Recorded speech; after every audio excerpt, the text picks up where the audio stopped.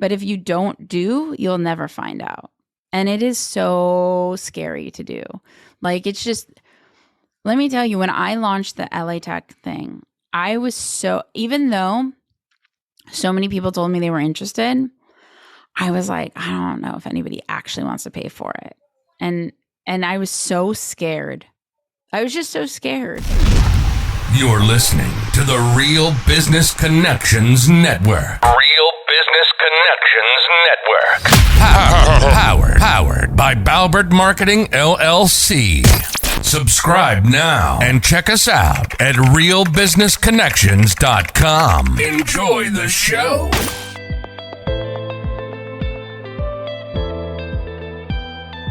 Welcome everyone to Learn, Speak, Teach, powered by Balbert Marketing, LLC. If you love to learn, be inspired, and succeed, we're here to speak and teach. I'm your host, Ben Albert. I believe if you're not living, you're dying. If you're not growing, you're withering. And if you're not engaged, you can turn this off right now. Because we here at LST are lifelong learners. And listen, I'm not your guru. I'm an ordinary guy on a journey to learn from the experts. My goal is to host each conversation with a beginner's mindset. Learn and let the experts speak and teach their truths. Join us! Oh yeah, and don't forget to subscribe. This episode is brought to you completely free. Get some stake in the game here. My fee for the show only takes a few moments. If you gain value from the episode, personally share with a friend and explain your favorite part. Bonus points. Please leave us a review on Apple, Google Podcasts, or anywhere you listen to the show. All right, let's get started. Welcome everyone to Learn, Speak, Teach on the Real Business Connections Network. I am here with Espree Devora. Espree, what's going on? How are you today? Hello. I'm excited to be business connected. Yes. I'm excited to connect with you because you make tech fun and energetic and exciting. And Yeah. I know the listeners are going to get so much value from this conversation, and I'm excited for it. Yeah, it's so funny. So many people say I'm like the Energizer Bunny, or they don't need coffee if they just talk to me. You are my afternoon coffee. We joked before this, I'm about to go to a concert. So you're going to just like raise everyone's energy. Yeah. It doesn't matter what time of day you're listening to this. It's true. You're going to start doing bicep curls of the heart by the end of this episode. Bicep curls of the heart. I love that. Such a fan of what you just said. That's so cool. To be honest, it just like blurted out. And I was like, what did I just say? I loved it. You know, it's interesting. So I do a lot of, different things. The string that ties through absolutely everything that I do is I'm an artist of human connectivity. So whether it's podcasting or a cohort or writing a PDF or writing a book or building a startup company, I mean, it doesn't matter. The through line is I'm an artist of human connectivity. And in my cohort, sometimes I'm so tired. And so, but I do things purposefully, meaning I want to be there. I genuinely love the community that I've cultivated. So I'll stand there and I'm like getting ready and I energize I kind of like Tony Robbins it. And I just like, as the cohort is about to start and I'm exhausted because I want to give my community my all. And I'm like, let's go. If I could have the energy, so can you. And because, it's all just a choice at the end of the day, right? Everything is how we show up to ourselves and others is just a series of choices. It is just a choice. And you can choose to be energetic and artistic. And I'm trying to remember, I read somewhere like you called podcasting painting audio. Yeah. Yeah. Talk about that. Well, I mean, it's just podcasting is a beautiful art form. I'm a trained journalist. I don't think there's much journalism that exists anymore, unfortunately.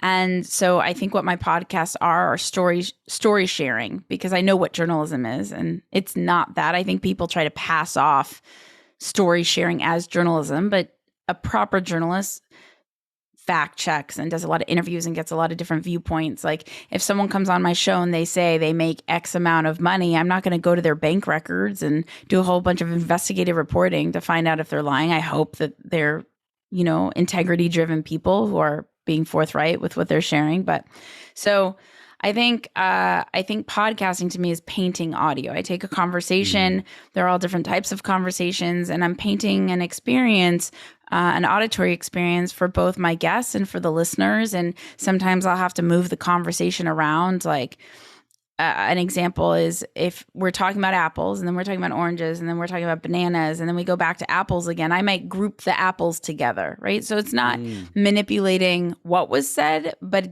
the flow. I'm painting the audio, the flow of how it comes across so that it's enjoyable to listen to. And it also, I take out and remove anything that's just not worth listening to. Maybe we banter about paint for I shouldn't say that, but banter about whatever, something boring for a while, right? So cut it out if it's not going to bring value to the audience. I respect the heck out of that. Just so you know, I pretty much go unedited unless something crazy happens, like a cat attacks someone's face or like something just goes. I have no cats anywhere around. I keep it all in, so it's more like dancing at a concert and not knowing what your next move's going to be. Just like, so first off, you're on fire already. You are on fire. And I realize this has been an issue I've been having lately. I just dive into the conversation. Yeah. I didn't respect the audience enough to actually introduce you. So Espree, let me do that so they know who the lovely lady they're listening to is. Okay, you got it. Espree, she's a prolific podcaster since 2013. That's a long time. We can talk about that. That is a long time. AKA the girl who gets it done, is not just a founding member of the Audio Collective, the hybrid live audio creator community. She's also a force in the LA tech scene, founder of WeareLATech, and championing women in tech globally.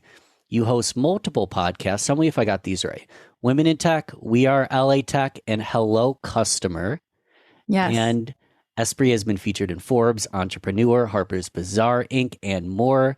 She knows the power of audio after producing and publishing over 1,000 podcast episodes. Woo! And speaking at everything from SXSW. South by Southwest. Yeah. Okay. Yeah, I had a brain fart there. To USC, Red Bull to CBS. You call podcasting painting audio. And a fun fact is Espree is one of the Clubhouse app icons. She is on the icon of the Clubhouse. Does that still exist? Can we look that up right now? Or is that like in the past? Well, they change out the faces every few months. So I was that. I don't even remember the months of it. I'm going to guess it was around December 2021 or something like that. I don't remember. Maybe it was December and January. I don't remember. It was a while ago now. How did that even happen? You know? How did I become the face? Yeah. By caring a lot about other people and being recognized for that. Tell me about that. So, I mean, everybody, I shouldn't say everybody because some people are jerks.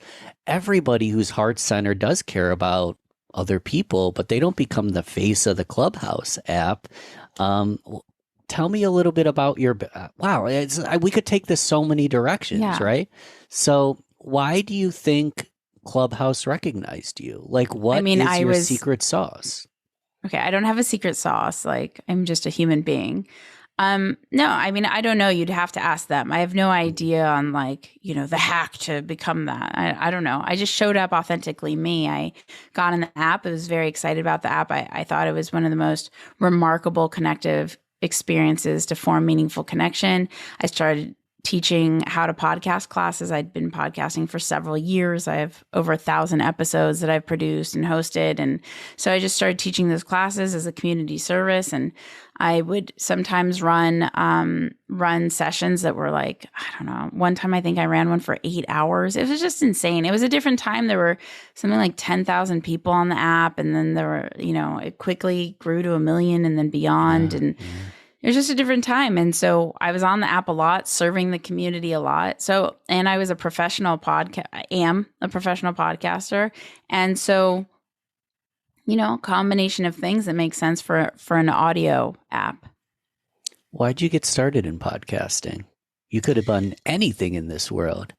Yeah, I did do a lot in this world. I think I was pretty badass when I started my entrepreneur journey. Yeah. So I built the first action sports social network, and I had one of the first popular YouTube channels. I wasn't a YouTuber. I don't think I've ever been a YouTuber, but I found the YouTube technology and I was like, oh, I could put my videos on there, and they did well. I didn't really know what that meant at the time. And so I taught myself how to be a media producer. I didn't know what a producer was. I just went out and did things.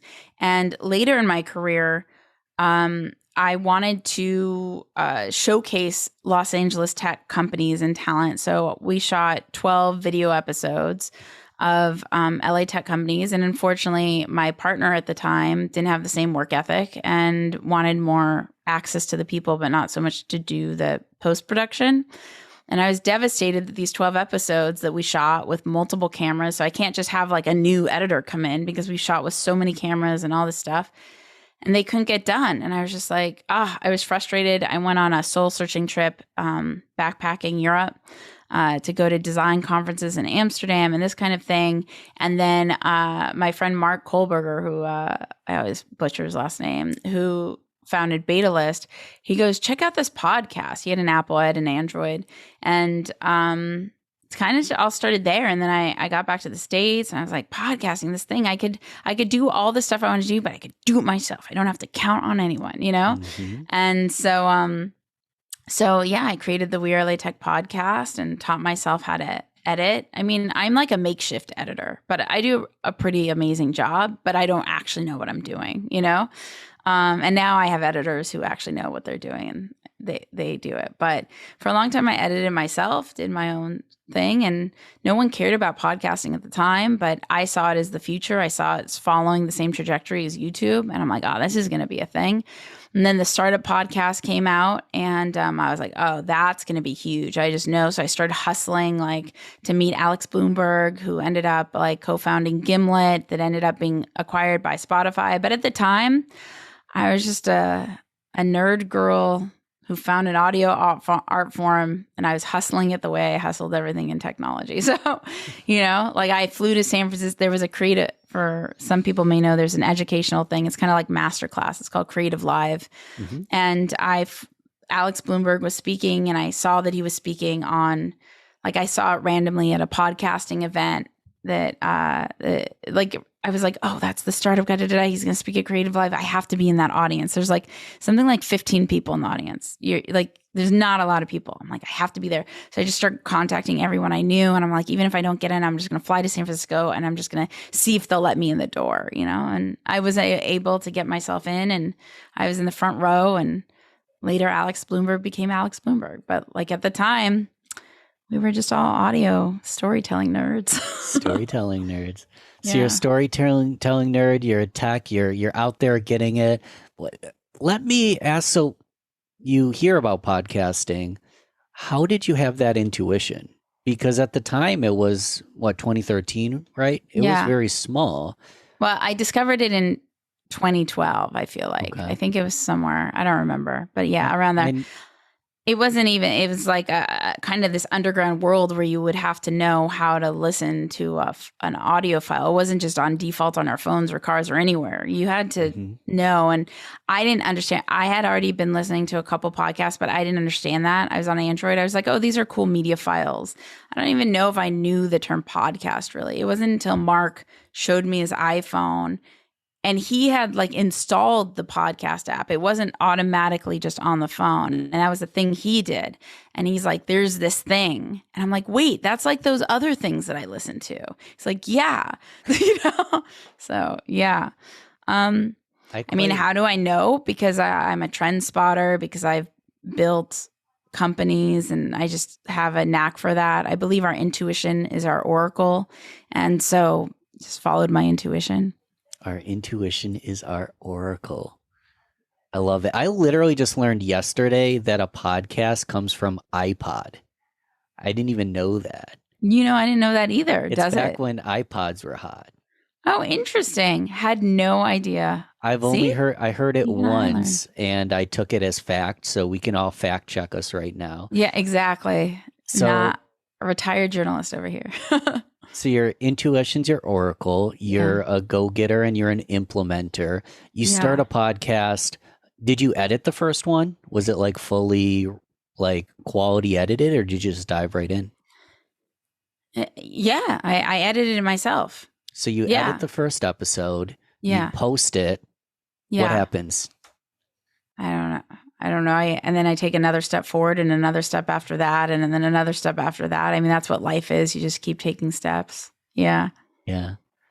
Was there a time where you're like, okay, I'm right. This is going to work? Because the reason I asked that question is not like you like started a podcast and became like WeareLATech, like one of the most successful women in the tech, audio industry of all time. At what point did that start to like take off? Like, was there a point of acceleration at all? I mean, so WeareLATech started existing in 2012 with the video series, and so it wasn't a podcast. And then when I aired the podcast, I think it was like September or August of 2014, and within a month it was at the top of Apple. But that was just cool. I didn't really like think much of it.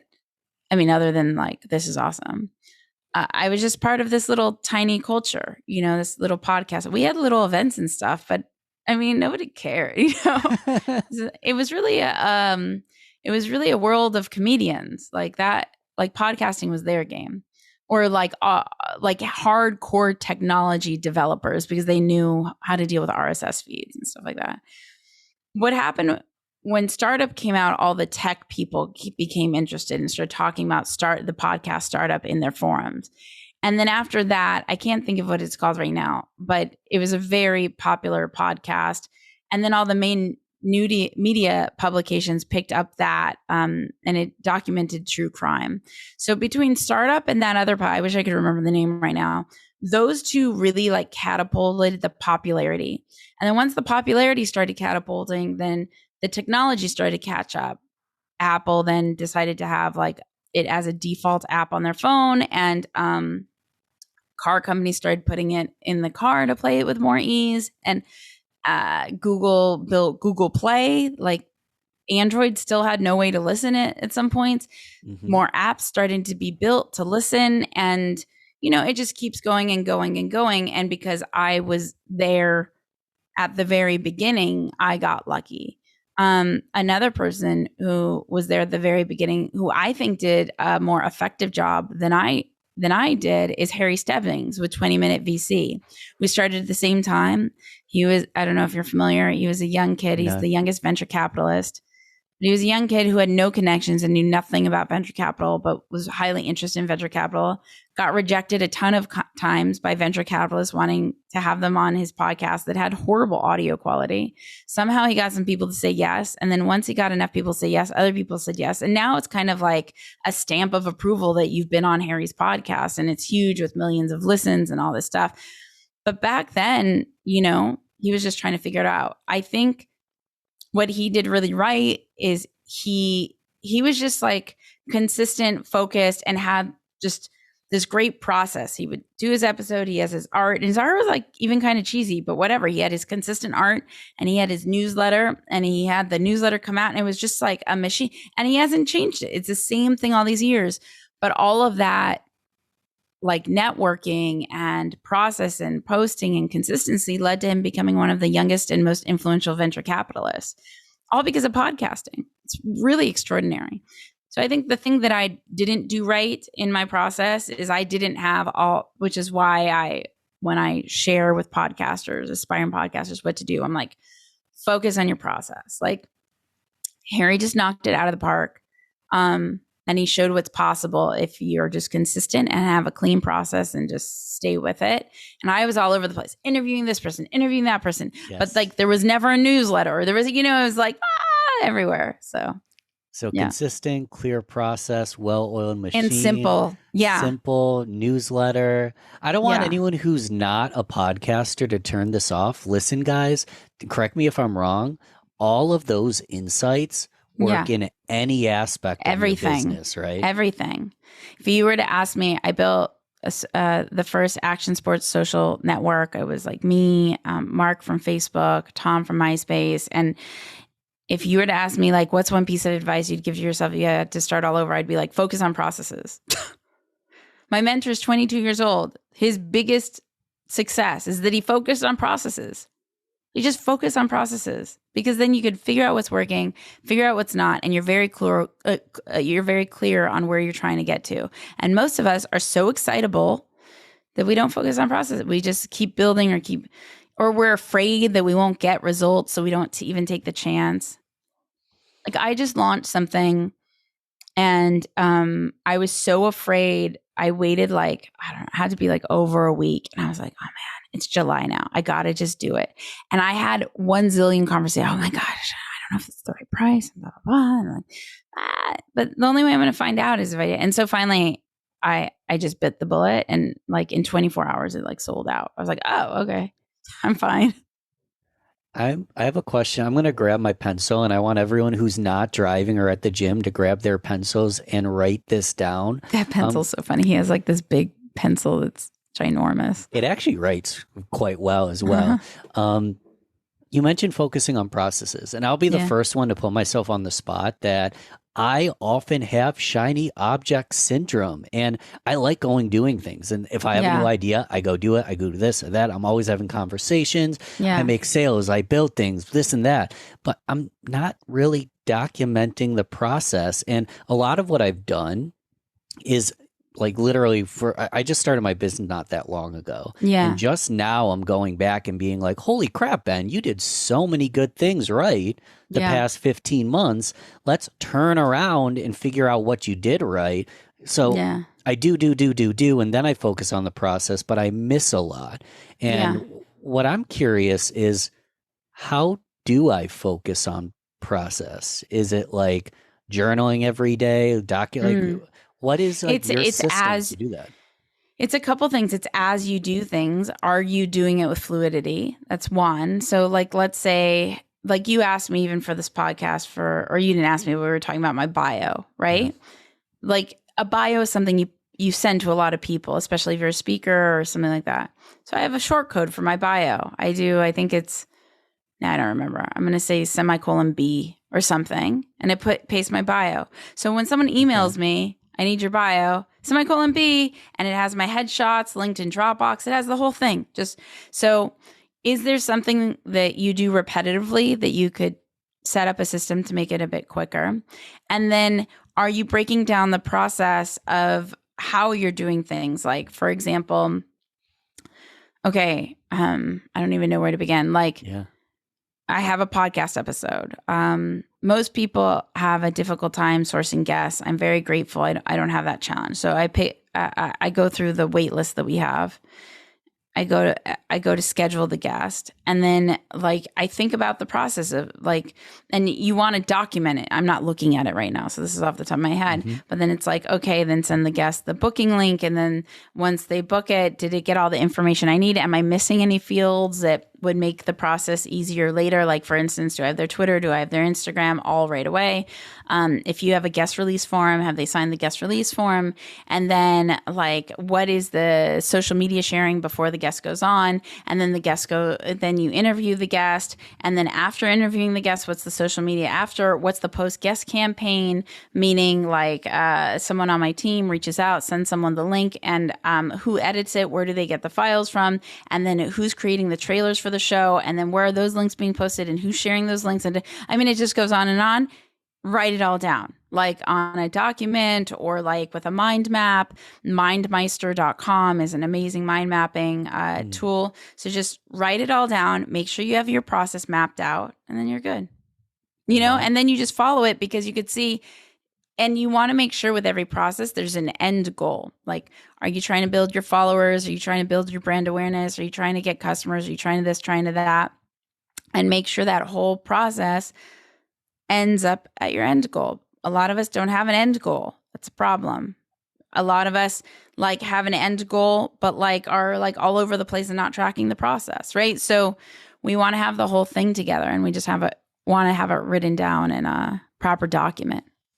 So I have a question about end goals, but first you mentioned, was it mindmap.com? Mindmeister. I knew that I got it wrong. That's okay. Mindmeister. So mindmeister.com. I wanted to repeat that so people could write it down and I could make sure it made it into the show notes. Yeah. So beginner question of the day. What if I don't quite know what my end goal is? Is that a dumb question? How do I figure that out? I don't think there's any dumb question. And I don't think that's a dumb question. I think that if you don't know what your end goal is, there's a higher likelihood that you'll run out of stamina in doing the thing unless you're purely doing the thing as a hobby.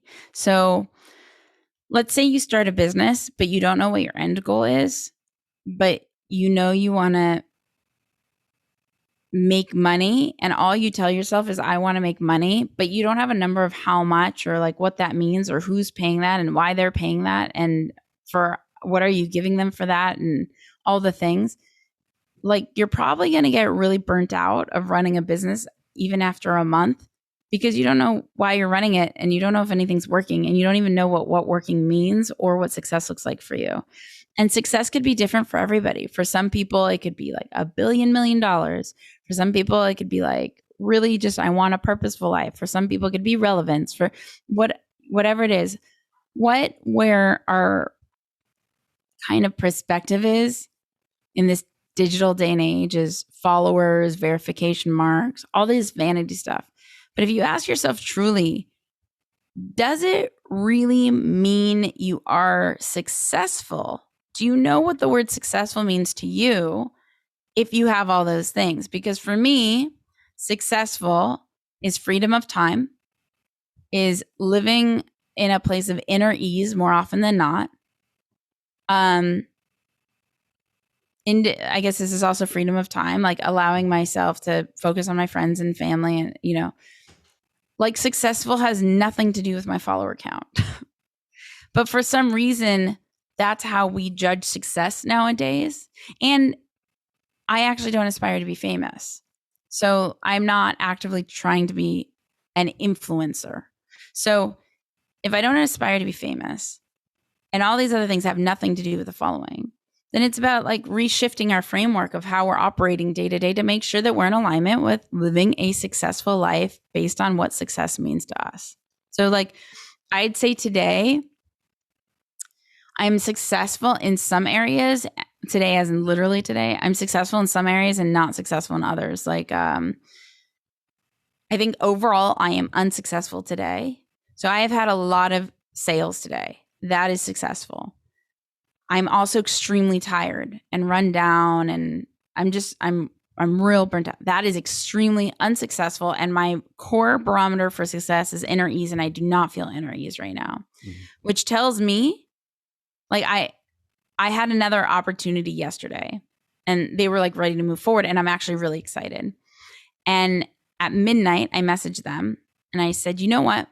Do you mind if I take 48 hours to process our conversation? This is an opportunity I want to do. They want to do it. But I said, do you mind if I take 48 hours to process our conversation? I just want to make sure that I can operate from a place of vibrancy. They said, yeah, sure. And so I want to make sure that whatever I agree to, there is enough capacity and space there to prioritize being successful, which is inner ease. And I already know that today's probably not going to be the day that I'm going to like catch up. Yeah. But I know that by Sunday, I want to make sure that I'm back to operating from a place of vibrancy. So operate from a place of vibrancy. You want time. You want to feel the inner ease. You want to spend time with the people you love and the people you connect with. Yeah. What are the things that most help you feel that inner ease, that vibrancy? Exercise, eating clean, being loving, sleeping abundantly.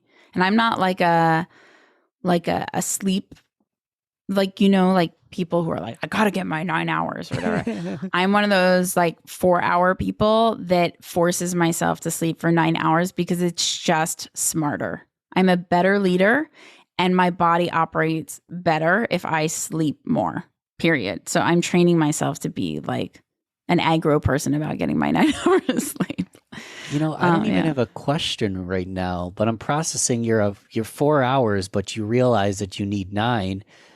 Is that a drastic overcompensation? To me, like, sounds like 5 to 7 or 5 to 8 would be fine. How do you go from 4 to 9? Oh, I have an Aura ring and it tells me when I'm I track my sleep. So it tells me when I'm operating at a high level. And for me, it's usually 8.5 to 9 hours. So optimization, efficiency. Yeah. So that's another recommendation. Get an Aura ring. Don't just read what Google says. Because I know, so I don't have an Aura ring, so I actually don't know. But usually when I get about 7 to 7.5, yeah, I'm spot on. And if I get 8 to 9, I'm sleepy. And if I get less than 7, I'm groggy. See, that's the thing. It's great that you know yourself. And I look at all those things. I'm like, okay, if I'm a little bit moody, I'm like, have I slept? Like, have I eaten clean? Like usually like if I'm feeling how I feel right now, it's because I haven't done the basic things that just make us okay as human, And so doing a check-in, have I taken care of X, Y, Z? And then tweaking accordingly to make sure I make the capacity to take care of X, Y, Z. That's, I don't know. To me, that's living a successful life. And I hear you and I appreciate you. I've said this on other people's podcasts. Like when they ask me for some pithy phrase, my go-to is it's okay to be human. Yes. Like, it is okay to be human. Yes. And I really graciously appreciate you showing up today and showing up as your best self and still bringing the energy and still bringing the love, even if it's not your best day. And also being willing to be vulnerable and honestly authentic enough to be like, shit, this is not my best day. I am out of alignment. Like, we are learning something. Every one of us is learning something in this moment. So I just want to say I appreciate you. And I'm grateful for you showing up, because you could have just given me a call, rescheduled, and I wouldn't have batted an eye. I would have been cool with it. But thank you. I appreciate didn't even the accountability there. Thank you. I think I definitely have rescheduled sometimes in the past, but I have to be like pretty like broken. You know what I mean? Where it's like Mayday to reschedule, because I think it's good to keep your commitments, and I think it's better to know what to say no to. So if you don't authentically want the commitment, don't create it in the first place. Well, I got to be honest with you, Espree. I thought about rescheduling today. You could have. I can tell you exactly why. So it's 9:57 a.m. and I get on, I hop on Zoom. I'm about to be on a podcast. Yeah. And all of the electricity goes down. No. The entire house, the entire street. I look outside, quite literally in front of our house, there's like 7 trucks. And they're like taking down the electrical pole, like quite literally taking it down and replacing it with a new pole. Wow. There was no note on my door. There was no phone call. There was no, hey, I'm going to be in your backyard all day. Yeah. But the internet just goes down. So, okay, pivot, reschedule that podcast, go to a coffee shop, spend the time in the coffee shop all day, check my phone. My phone says I have internet. I come home, I hop on a Zoom call. 10 minutes in, the internet goes down. Oh, what a day. So I was thinking, like, I would feel so bad if Espree, like, she thought about it, she etched out the time, looked in the mirror, told herself she was going to kick ass, and then she showed up and boom, everything spontaneously combusted again. Yeah. Nothing's happened. So maybe that's a sign. I mean, I also think you could have rescheduled. I think sometimes we have to give ourselves permission, because imagine like somebody, my friend Danny Miranda said it this way. Like sometimes you're giving someone, he's a podcaster, you're giving someone extra space in their day. Because, it's also different if you have a studio versus like a virtual thing. Like when I have a studio, if someone can't, I'm like, I am annoyed with you because like I'm physically standing here, and in studio space, you pay for studio, But depending on what it is, and you could also just ask people, like sometimes I'll say, is it a possibility to reschedule, or genuinely would this inconvenience you? Because if it would, I can make it happen. I don't want to inconvenience you. And so it's like you're communicating your truth at the same time with allowing space for the other person to communicate theirs. I think we all just need to chill a little. I agree with you. You could have rescheduled. I'm wondering if there's a difference between lending a little bit of grace and what happens if someone does that to you 2 to 3 times.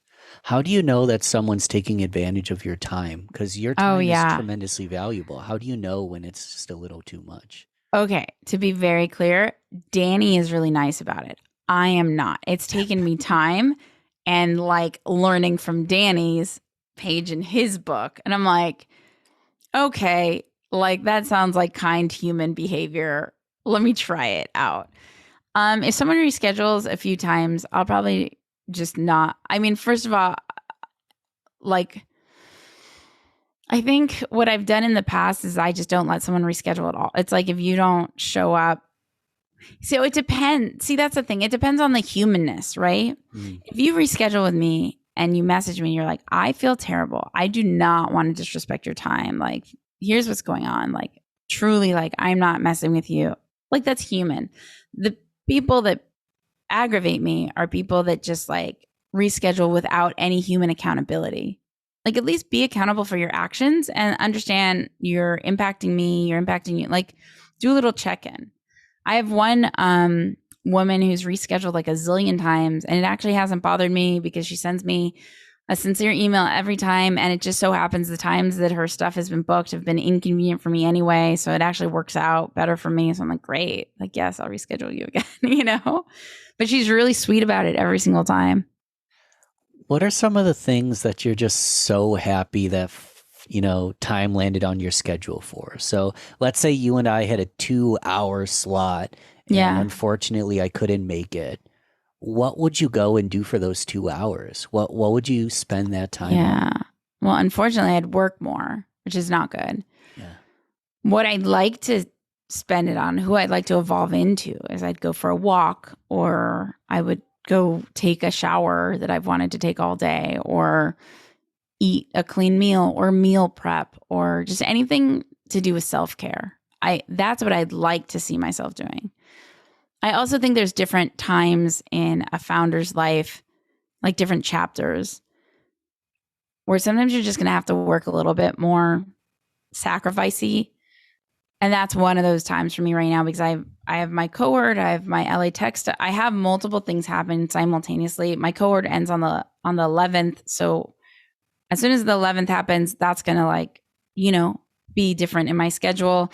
So I think sometimes the last few days specifically, it's been very smart that I just even last night, I'm like, what were the 3 things? What were the 3 things? And then I just, oh yes. And but, and then went to sleep at 2 something in the morning. I don't even know how many hours I slept. Not that many, Actually, I got a lot of results from doing that, but it is not sustainable long-term, and it's not something to champion. Right. So that's why when I had this huge opportunity yesterday, I was like, no, do not sacrifice more. Stop. Welcome space. Understand you've already been doing this a few days. You are not operating at your capacity. Take care of yourself. You need to figure it out. You need to take care of yourself. So yeah, I'm hoping that between now and Sunday, because I have a very intense now to Sunday, but I'm hoping I carve out things differently. Even small, stupid things there's this thing with Amazon that, I need to deal with by the 9th. And so I called them and I was like, can I have till the 14th? I'm just proactively can I check in to see where I could create space for me? Yeah. You have to create that space. I feel like you opened with this. It's all choice, and you're almost making a choice to sacrifice health. You're making a choice. All these things are choices. Totally. Right? 100%. I made a choice to prioritize my health and my sleep a couple months ago, maybe a month and a half ago. And in just a few weeks, I lost 6 pounds and 1% body fat. The only thing I did different was made a choice. And then that choice was then I would like walk often through the day. I was eating like chicken and vegetables, stuff I liked, but I was meal prepping. I just prioritized it. And then I forgot, something happened. I don't remember what happened, but something happened and I made a few like unhealthy choices. And then I did that thing that we do. It was like, and down. Yeah. And now like to go back to like how I was just like a month and a half ago, it feels like a huge lift. I feel a lot of resistance, but really the resistance is because I'm currently making the choice to hustle and I'm currently not making the choice to prioritize health. And that is why it's so hard, because I am actively not choosing health. Like as much as I'd like to choose health, I'm just not, because I would be making all sorts of different decisions if I was prioritizing health. So yeah, it's all a choice. Everybody that says like I'm busy or I don't have time, we all have time for what we all want to have time for. Thank you for telling these stories and bringing this to the table. I know a lot of people feel this way. I feel this way, but really short story. I fractured a bone in my left arm about 8 weeks ago. Oh, wow. So 6 to 7 weeks ago, I just didn't use it like hardly at all. Yeah. And my health and fitness just went down the drain. Yeah. People even said, you can do lower body, go for a walk. And I'm like, no, I'm going to hurt my arm. Yeah. And I've been reading and I've been podcasting. I've been doing all this great stuff for the brain. Yeah. But my heart and my body doesn't feel aligned with the knowledge coming in. So I kind of want to circle back. You had mentioned that chapters, and a lot of the listeners are business owners, entrepreneurs, they're intrapreneurs, maybe they're freelancers, and maybe they're just kind of dabbling and they want to start something new. Some of them are overwhelmed. Some of them don't know what they're doing quite yet.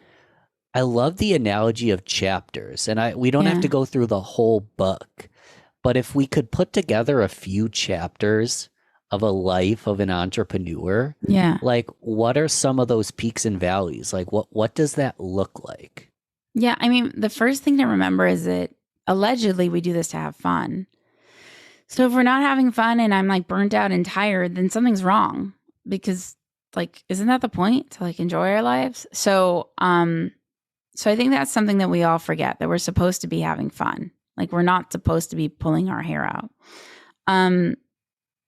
I mean, there's just so many experiences as an entrepreneur. And when I say chapters, I mean just like even day to day is different stuff.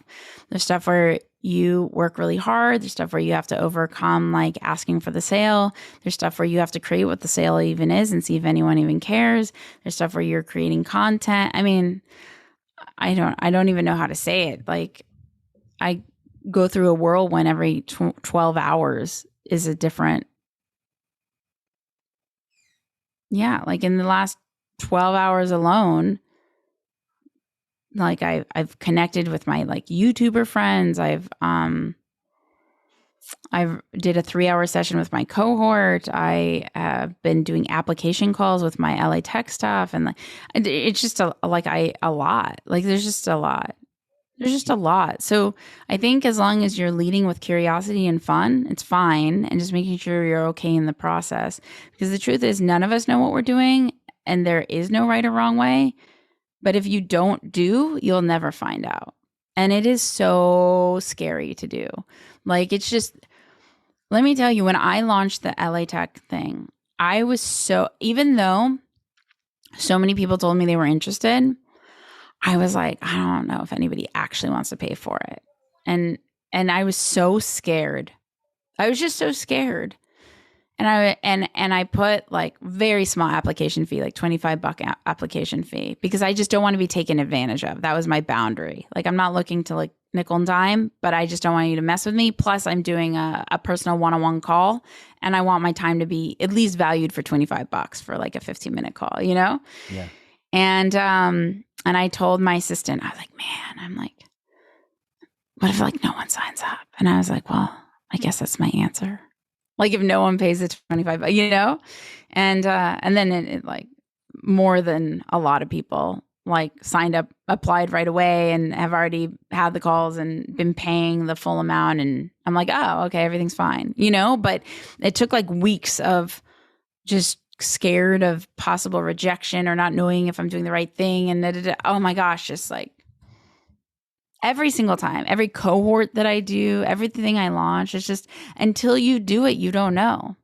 And it might suck. You might do it and crickets, and there's your answer. Or you got to try a different way because the way that it's not that the thing is wrong, but the way you presented it had to be modified. Being in business is very difficult. I don't know why people glamorize it so much. I'm happy you're bringing this up because it is glamorized. And sometimes you think you're doing all the right things, and then you get crickets. 12 hours, 24 hours, 48 hours can be a total whirlwind. Mm-hmm. But that's also a choice, right? Do you ever feel like, why did I choose this entrepreneurship thing? Because it would be a lot more simple if I could walk in, type in a code, punch on in, punch on out, and move on my merry way. There's something different in your blood. I don't know if it's quite literally something different in your blood, but have you ever thought about that? Like, what am I doing, Espree? This is like so much more difficult than I have to make it. I mean, so I feel I was born an entrepreneur. Yeah. So I did at one point in my career try to force myself not to be an entrepreneur because I thought the life I was living was like insane. And I'm like, this is just ridiculous. And I was working this job, and it was great, like perfect job. And I was crying in my car every day, but I had like no thoughts. It's like, what the fuck is wrong with me? Is this like hormones? Like, what gives? Like, why am I like crying all the time? Like, it's so with no thoughts. Like, I wasn't sad about. And later, like a year later or whatever, after that experience, I realized the reason I was crying, it was my body crying because I wasn't in alignment with what I actually wanted to be doing with my life. And so it was like my spirit was crying. Like, why are you forcing yourself to be someone who you're not? Stop. I could think of it right now. I was like, man, am I hungry? Like, what's wrong? What a note to self for anyone listening. If you're crying for no reason, you might be out of alignment. Yeah, it was super weird, bizarre experience. What was was there feeling associated with it, or was it just like, how did that feel? I mean, it's shitty to sit there crying. It's confusing. Yeah. I feel so bad that we went to this place right at the end. I want to leave you at the end of this podcast. No, you know what? No, but you know what? I don't feel bad you went there because actually what I thought about in my head when we're talking about this. So also in this conversation I had yesterday with this opportunity that I do want and they want me and this whole thing, I listed exactly who I am and what I needed without operating from a fear-based place. I was like, here is how I would feel full in this relationship. If this is not something that works for you, it is just not the right fit. But this is who I am. And because I'm able to communicate from that place and let go of the fear of potentially this isn't right and really honor what I need and who I am, that's a lot of growth. And that's not something that I was honoring back then. And so it's not that I can't or can take certain opportunities. It's just like, are the opportunities that I'm saying yes to the opportunities that like I authentically, wholly, fully want to say yes to and that match the kind of life that I want to be living? And if there's anything, like one of the things I was like, if we work together, well, you need to contact me all the time because I don't want to be contacted all the time, you know? And I was like, because if you do, then it's not the right fit. Like stuff like that, you know, like just stating who I am and what I need. And yeah. These are big questions, Espree, but I feel like if we as people ask them to ourselves, we might get less opportunity in quotations, but you find clients and people in your life and connections that are more aligned with who you are. Yeah. Right? Yeah. And we like, I mean, at the end of the day, this, you know, we were talking about painting audio earlier. Like, we're really painting our lives. I know it sounds so cheesy and Elon Musk that we're living in a simulation or something, but truly, I think that we can mold our lives into extraordinary things as long as we have vision and we take the steps in that direction. And I think most people feel like, oh, well, that can't happen. I mean, I have so many people I'd love to have on the podcast, and at the last minute, they get very scared because they're insecure about their accent or something. So they block themselves from their own opportunities because of fear-based things. And so I do my best. I'm not saying don't be afraid, because that's BS. Like, I'm going to act in spite of being afraid and just see what I see.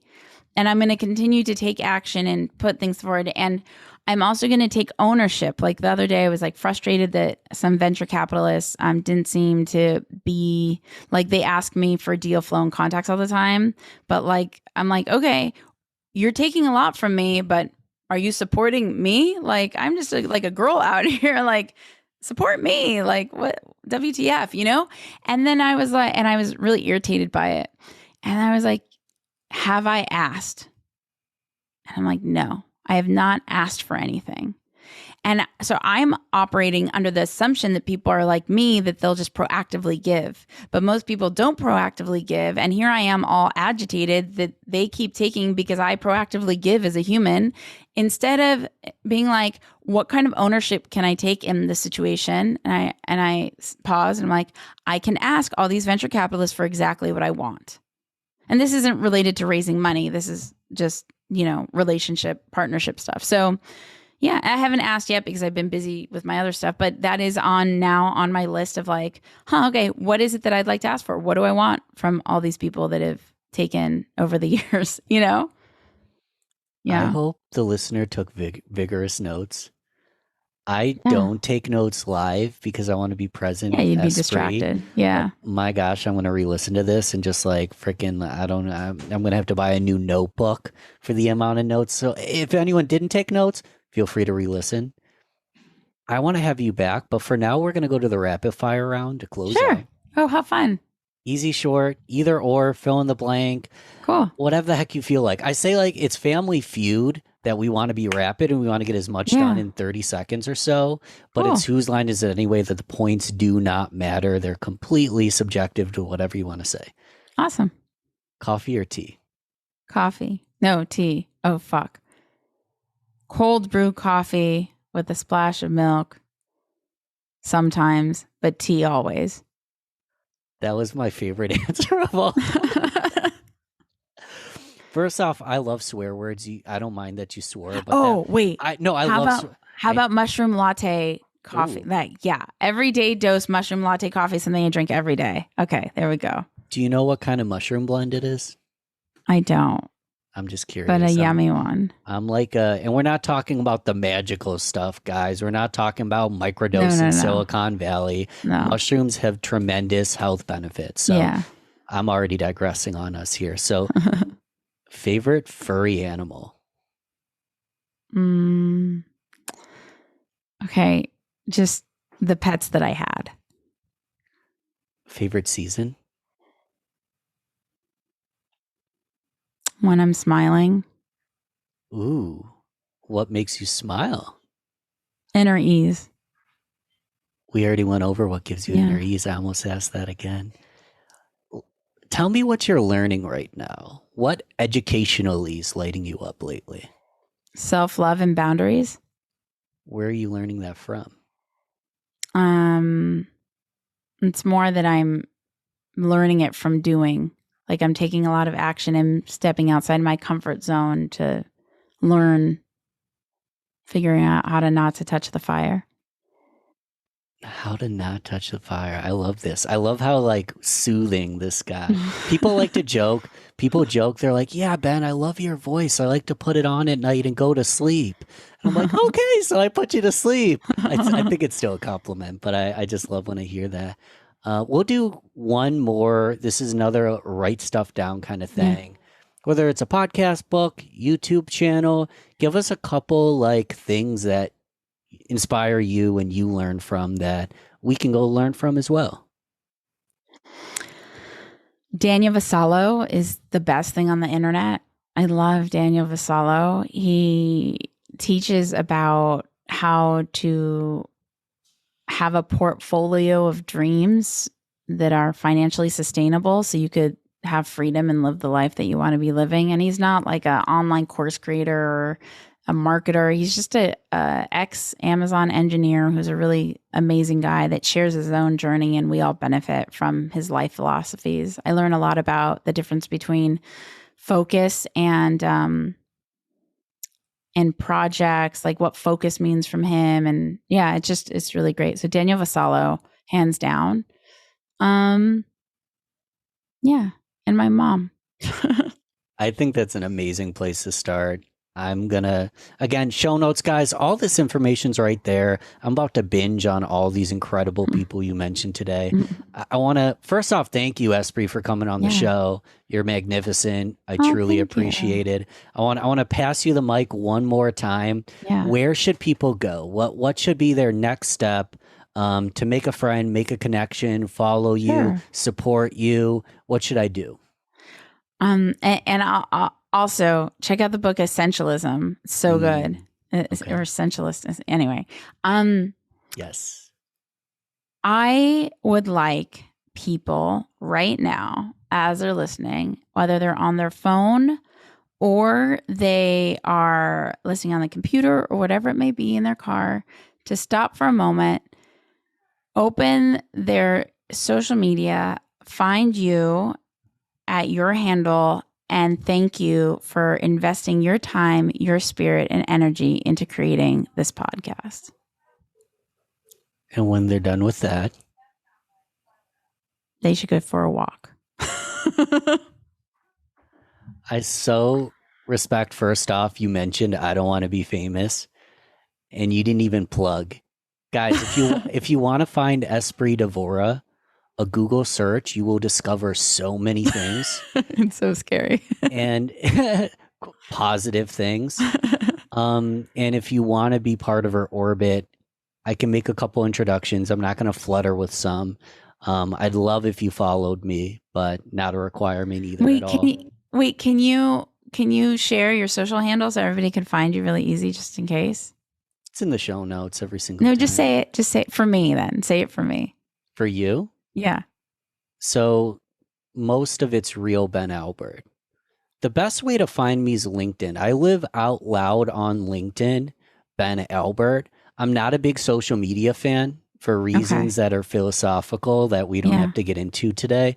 But I love LinkedIn because it's so darn growth oriented. And it's like the one social media platform where I can just do ooey gooey self-help business stuff all day and just enjoy myself. So connect with me on LinkedIn. I, like you, want to connect.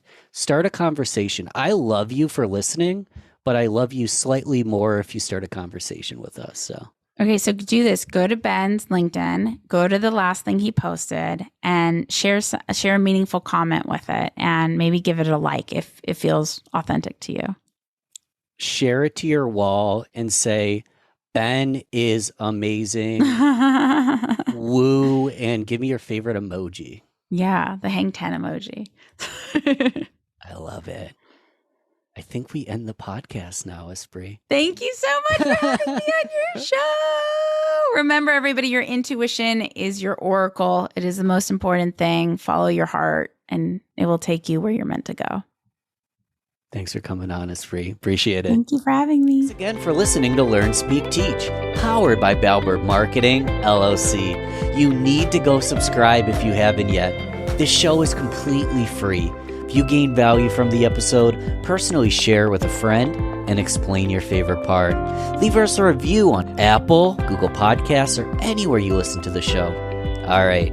Thanks once more for listening to LST. I am so grateful. Talk to you soon.